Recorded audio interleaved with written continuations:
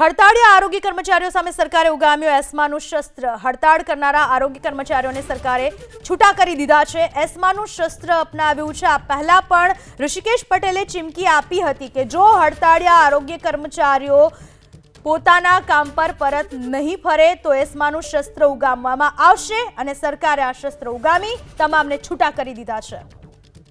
આ વિશે વધુ માહિતી આપવા આપણી સાથે જોડાઈ ચૂક્યા છે મારા સંવાદદાતા રાજલ બારોટ। રાજલ, આ એસ્માનું શસ્ત્ર આજે અમલમાં મૂકવામાં આવ્યું, પણ પહેલા જ ઋષિકેશ પટેલ ચીમકી આપી ચૂક્યા હતા અને તેમનું કહેવું હતું કે આ જરૂરી સેવા છે એટલે આ રીતે હડતાળ ના કરી શકાય। કઈ રીતના એક્શન હવે સરકારે લીધા છે કેટલા આરોગ્ય કર્મચારીઓની સામે? પૂનમ, આપ જોઈ રહ્યા છો કારણ કે 17મી તારીખથી અચોક્કસ મુદ્દતથી આ તમામ આરોગ્ય કર્મચારીઓ છે કે જે અચોક્કસ મુદ્દતની હડતાલે ઉતર્યા છે। ગ્રે પેડથી માનીને જે ખાતાકીય પરીક્ષા રદ કરવાની જે માંગ છે તે કરવામાં આવી છે અને આ તમામ આરોગ્ય કર્મચારીઓએ સરકાર સામે બાયો ચડાવી છે। ત્યારે આપણે કર્મચારી સાથે વાત કરીશું। ઋષિકેશભાઈનું એવું કહેવું છે કે આ રીતે હડતાલ પર ના ઉતરી શકો કારણ કે કામગીરીમાં અસર પડતી હોય છે। આપ શું માની રહ્યા છો? અમારી માનનીય ગુજરાત રાજ્યના આરોગ્ય મંત્રીને એક જ રિક્વેસ્ટ છે કે ફક્ત ને ફક્ત અમે બે માંગણી કરી રહ્યા છે।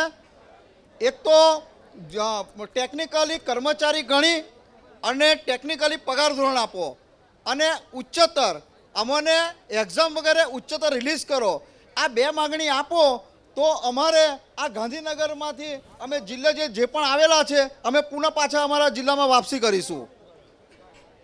ભાઈ, છેલ્લા 9 દિવસથી તમે હડતાલ ઉપર ઉતર્યા છો, હજુ સુધી તમારી માંગો સ્વીકારવામાં નથી આવી? છેલ્લા 9 દિવસથી અમે અચોક્કસ મુદતની હડતાલ પર છીએ।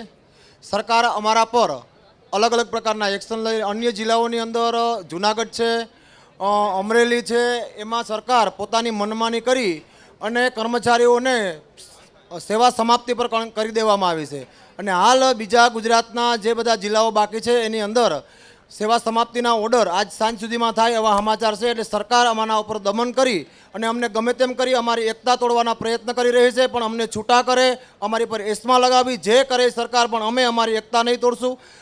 અમારી માગ ઉપર અડગ રહેશું। અમે હિંમત હાર્યા વગર લડીશું।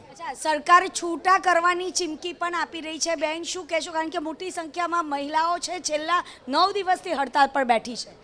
છેલ્લા 9 દિવસથી 33 જિલ્લાના દરેક કર્મચારી, પ્રમુખો, કન્વીનર તમામ અહીંયા હાજર જ છે ગાંધીનગર ખાતે અને સરકારે અમને છૂટા કરવા સુધીનો આદેશ કર્યો છે, પણ અમે ઠરાવ નહીં તો સમાધાન નહીં એ જ એન્ટમાં છીએ અત્યારે। પણ અમે સરકારશ્રીને એક જ અરજી કરીએ છીએ કે જો આટલા બધા જિલ્લામાં પગાર વિસંગતા નથી અને ગ્રેડ પેમાં વિસંગતા તમે જોઈ જ શકો છો, એક ગુજરાત રાજ્ય છે એ જ એક પાછળ છે, તો આ વિસંગતા અમને શા માટે આટલો જ ઓછો આપવામાં આવે છે? અને બીજું કે સરકાર એક્શન મોડમાં છે તો અમારા કર્મચારીઓ ઉપર ઘણી બધી એસ્મા લગાડી, અમને ઘણી બધી નોટિસો ફરકારી। તો તમે સરકારશ્રીને એટલું અમે અરજી કરીએ છીએ કે અમે એક કોરોના વોરિયર્સ છીએ, અમે આટલી બધી સરકારી કર્મચારીઓ એટલી બધી દરેક સેવામાં કોઈ દિવસ પીછેહટ નથી કરી, તો બીજી કેડરના પગાર ધોરણ વધે જ છે, તો અમારા આરોગ્ય કર્મચારીમાં શા માટે એકને ગોળ ને એકને ખોળ એવી નીતિ સરકાર અપનાવે છે?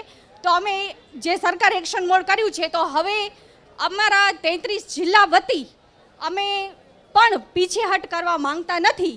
જે પણ થશે સરકાર એસ્મા લગાડશે કે અમને છૂટા કરી દેશે, પણ હવે જો ઠરાવ નહીં તો સમાધાન નહીં, એ જ મોડમાં છીએ અમે। જો તમારી માંગ સ્વીકારવામાં નહીં આવે તો છૂટા કરવામાં આવશે, પછી શું કરશો બેન? જો છૂટા કરવામાં આવશે એનો અમને કોઈ ડર નથી, કેમ કે અમે ઓલરેડી ટેકનિકલ વર્ક કરીએ છીએ। તો જે અમારી મુખ્ય માંગણી છે એ ટેકનિકલને એક્ઝામને છે કે ખાતાકી એક્ઝામ ન હોય, તો અમે ટેકનિકલ વર્ક કરીએ છીએ, જે અમે કામ કરીએ છીએ એ જ અમે અમારો હક માંગીએ છીએ। છૂટા થવાનો ડર એટલે નથી કેમ કે અમે કોરોના વોરિયર્સ છીએ, અમે એ સમયે પણ કોઈથી ડર નથી રાખ્યો અને પબ્લિકને એટલી સેવા આપી છે ને એટલું કામ કર્યું છે, તો આજે અમે અમારા હક માટે શું કામ ડરીએ? અમે અમારો હક લેવા માંગીએ છીએ ને અમે કોઈ ખોટું કામ નથી કરી રહ્યા। અમે જે ટેકનિકલ છીએ એ જ અમે માંગીએ છીએ, જેથી અમને ડર નથી છૂટા થવાનો પણ। પૂનમ, આપ જોઈ રહ્યા છો કે અહીં આગળ જેટલા પણ આરોગ્ય કર્મચારી છે કોઈ પણ જાતનો ડર અહીં આગળ જોવા નથી મળી રહ્યો. તમામ આરોગ્ય કર્મચારીઓ જે છે તે અત્યારે લડી લેવાના મૂડમાં હોય તેવું લાગી રહ્યું છે. પૂનમ, ચોક્કસ આભાર રાજલ આપનો તમામ માહિતી બદલ. તો આરોગ્ય કર્મચારીઓ જે 17 તારીખથી હડતાળ પર છે, એસ્મા કાયદા અંતર્ગત કારણદર્શક નોટિસો પણ ફટકારવામાં આવી છે, જેના પરિણામે કર્મચારીઓમાં નારાજગી જોવા મળી રહી છે અને એસ્મા છતાં પણ હજુ હડતાળ પર જોવા મળી રહ્યા છે આ તમામ આરોગ્ય કર્મચારીઓ.